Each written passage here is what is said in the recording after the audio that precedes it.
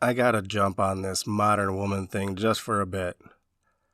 This story is years old, but it applies so much, not only to the modern woman and new values debate, but to culture and naivety as a whole. Back when I had a dog walking business, my clientele were the ones who could afford a dog walker, generally middle and upper class, nice houses and nice suburban neighborhoods. I would go to these families' houses and leash up their dogs and walk them around and bring them back. Awesome job. Side note, I know many would view a dog walker as the help, and it was, but you'd be amazed at how many rich people in these nice neighborhoods with these nice cars would literally stop and talk. And when they found out I was walking these dogs for a living, envy would cross their face, and they would just say that, what an awesome job to have. These are people who are in mansions, knowing a dog walker could never afford one, but they would share how they would love to have a job like that. Just saying, grass isn't always greener. Sometimes you get stuck in the box you put yourself in. Anyways, one of my richest clients, like indoor pool, hot tub, sauna, elevator, and owned a country club type rich, had an addition to the family, a young woman from Chicago, a self-proclaimed born-again, who came to Minnesota and snagged herself a rich young dude, the son of the owner of this house they all lived in. She was home a lot, and we got along great. I say she was born again, self-proclaimed, because she kept much of her old lifestyle. The only thing that seemed to have changed was where she lived and who was paying for it. Now, before I go on, some backstory. One thing I loved about dog walking was talking to the owners and families. I collected a lot of data points about how others think and what they talk about and how they talk. Without a doubt, they are all brainwashed. Now, I can be edgy when I speak on some topics. I don't argue against their viewpoint, but I think these people like talking to me because I had such an outside-of-the-box thinking. They were brainwashed because of their desire to learn. The only problem was the corruption of their sources of information. So I was interesting to them because I often had new information and would ask questions that bent their mind and challenged what they thought they knew. It was stimulating. I know, not always the best business practice, though. So one day I walked up to this mansion, and this lovely young lady is outside smoking a joint. She puts it out, we say hello, and we start chatting as usual. She looked like she was a little down. I asked her if she was taking some medicine and asked what she was up to. She said, I was just thinking about how hard it is for a black woman in America.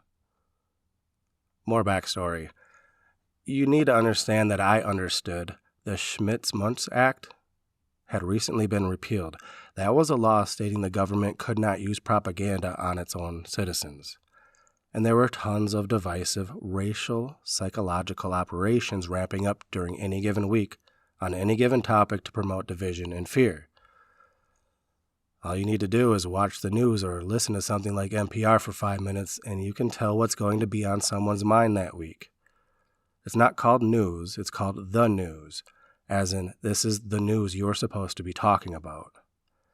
You also need to understand I'm a total smartass and I have just entered a conversation where a black woman is sitting on a mansion stoop smoking a joint and implying oppression. My response, at least you're not a black woman living in Africa. And I waited. I swear I saw her brain flip upside down in her skull. This was for 2 reasons. She wanted a racial talk because the narrative of the week was saying this topic needs to be talked about, that white people need to do something about it, but white people are not allowed to talk about it. That was the message, and I already knew it was, because it got my wife a little bit too. Basically, I didn't give her what she wanted, and that can be disarming. She was fully loaded with what to say from all the media. It's an old how to control the masses trick. Give them a target. She wanted to consolidate whatever anger she held in her heart, which had been building up from a plethora of whatever, and once given a good enough reason, say a perceived valid and righteous movement, well, people are more than willing to drill their pent-up emotions at whatever target the powers that be tell them to shoot at, as long as it's not them. And this is obvious when you study people. This woman couldn't have cared less about this topic a week earlier. It wasn't in her mind then. In fact, she was living the dream because of the current white people in her life. They give people the ammo, the words, and the targets. Now, I don't want to hear any whining about oppression and slavery and generational trauma. I'm a white dude. Half my heritage is Slavic. Do you care to guess where the term itself, slave, came from? Slavic, slave. The only difference between black slavery and all the other slaveries of all the other ethnicities is that they haven't pulled themselves out yet. I'm not talking about America. Slavery is still a common practice in Africa today. Anyways, there's a little more to the conversation.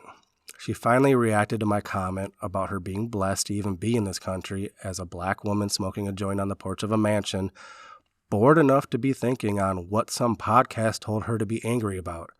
And she said, "Yeah, I can't argue with that." This reply kind of shocked me. But then she changed the argument. She went on, "But I don't know why everyone thinks Africa is just some poor place where everyone has flies on them and live in huts." Trying to challenge what she presumed was my perspective with some more naivety, she continued, "I talk to people from there all the time, and they show me how nice it is and what they have, and they say that if I went there, how much I would be treated like a queen."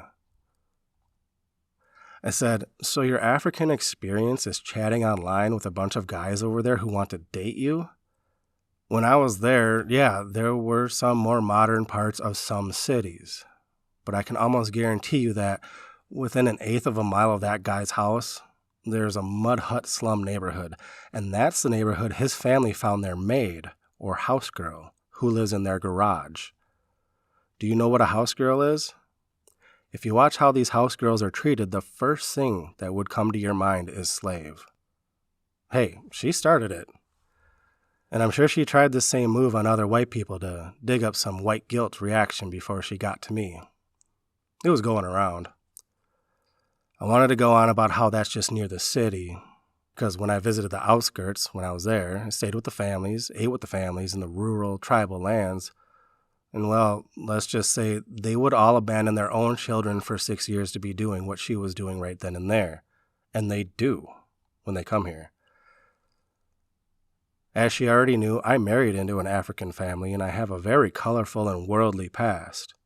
Ask anyone who came here from Africa when they are going back there to live, and they will say, never. But they will visit and chop that money to show off their rock star status they attained here. I'm sure that was a major buzzkill for her, and it may be different in some areas.